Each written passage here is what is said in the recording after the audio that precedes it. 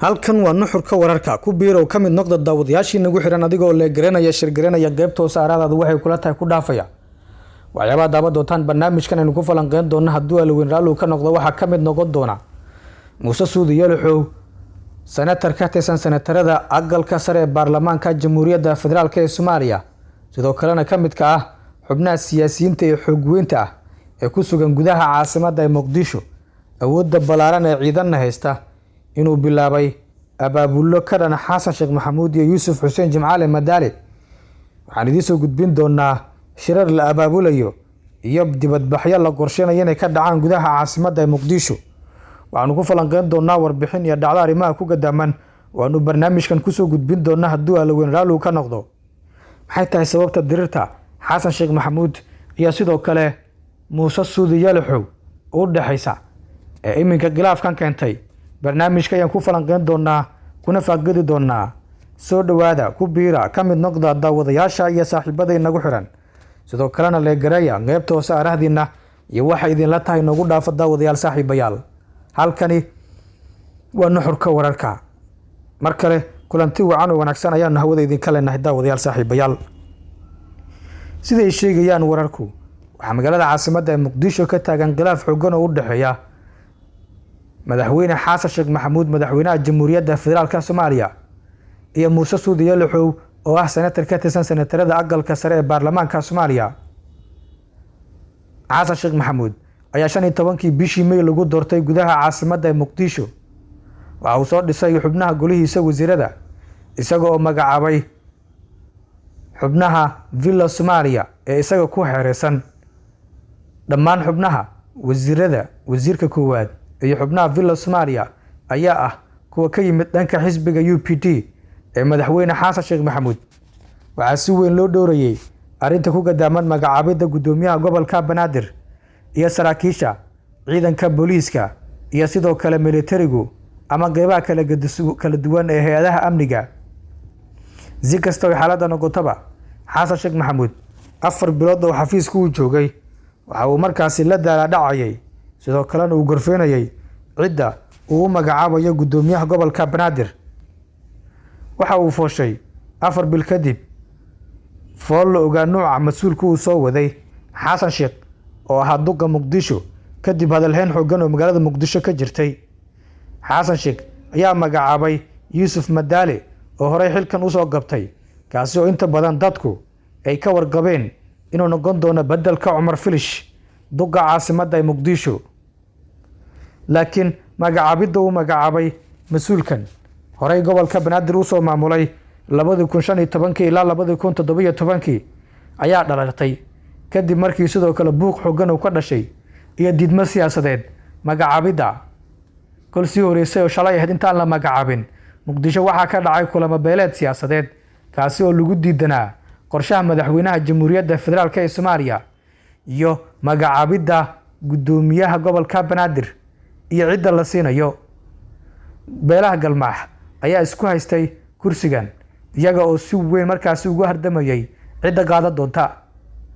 waxay intooda badan isku raacsanayeen inaysan soo laabanin mid ka mid ah beelaha galmaax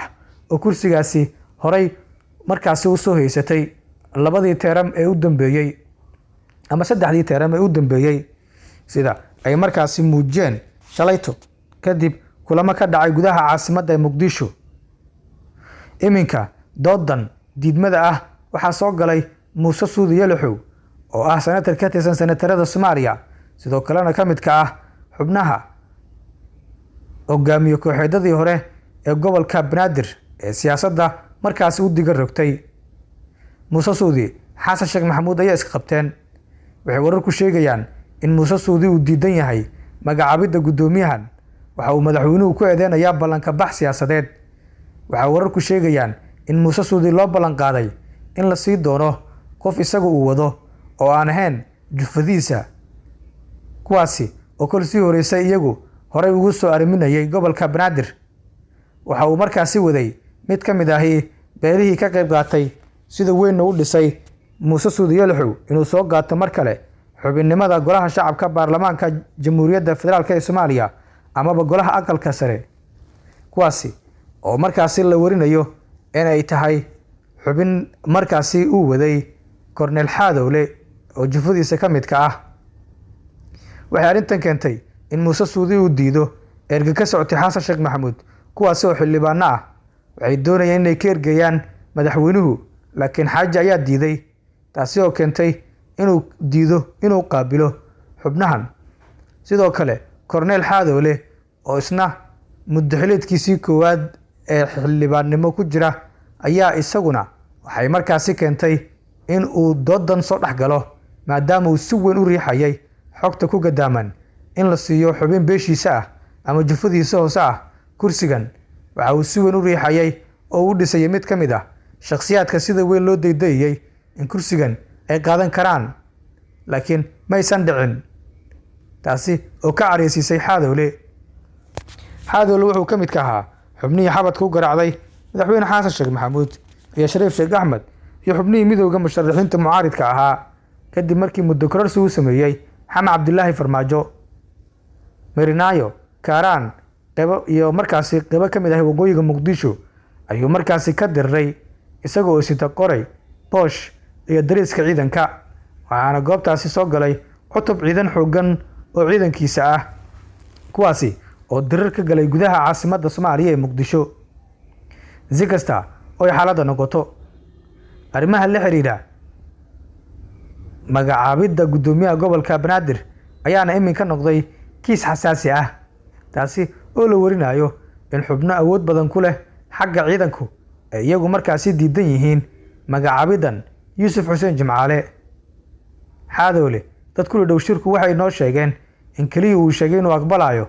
in madaalo laga kaxeeyo, sidoo kalena la keeno qofka uu wado isaga iyo Xaaji Muuse Suudi Yalaxow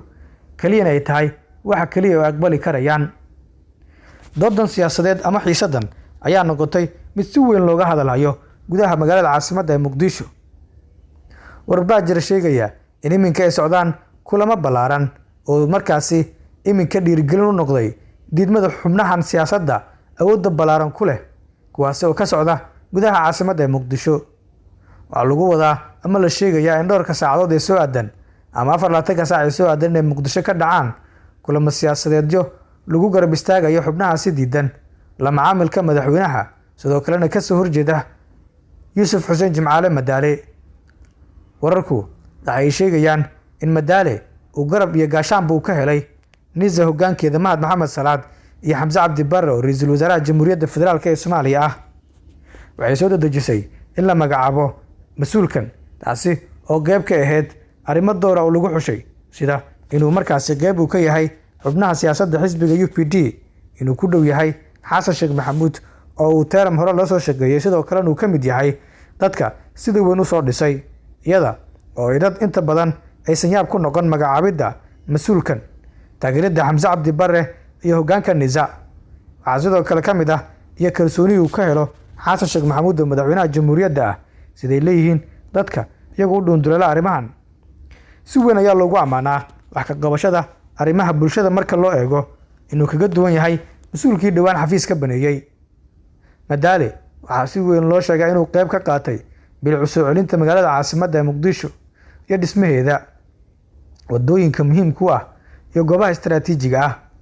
2015 ilaa 2017 ayuu ka soo ariminayay gobolkan. dhacdada kale ee xiisaha leh ayaa ah in mas'uulkii uu markaasi mas'uulku u ahaa uu iminka yahay ra'iisul wasaare Xamse Cabdi Barre ayaa hore ugu soo shaqeeyay gobolka Banaadir, isagoo markaasi la shaqeynayay kana hoos shaqeynayay Yuusuf Xuseen Jimcaale Madaale. halkani waa nuxurka wararka ku biira ka mid noqda daawadayaashii saaxiibadii nagu xiran, sidoo kalena leegareeya shargareeya qeybta hoose arahdina waxay idinla tahay nagu dhaafa, adigoo qeybta hoose arahdaadii waxay kula tahay ku dhaafaya daawade. intaanu barnaamijkan mid lamida ku kulmi doono waxaan idin dhaafnaa waan idinkaga tagnaa sidaa iyo nabadino amaana Allah. ku biira ka mid noqda daawadayaashii saaxiibadii nagu xiran, adigoo leegareeya shargareeya qeybta hoose arahdaadii waxay kula tahay ku dhaafaya daawade. waxaan idinkaga tagnaa waan idin dhaafnaa sidaa iyo nabadino amaana Allah. fadlan leeg saar shargareeya qeybta hoose arahdina waxay idinla tahay ku dhaafa. waxaan idin soo gudbin doonaa warar warbixino iyo dhacdooyin waaweyn ee ka taagan dalka, annagoo markaasi idin kugu soo gudbin doonaa xogo iyo dhacdooyin daahsoon.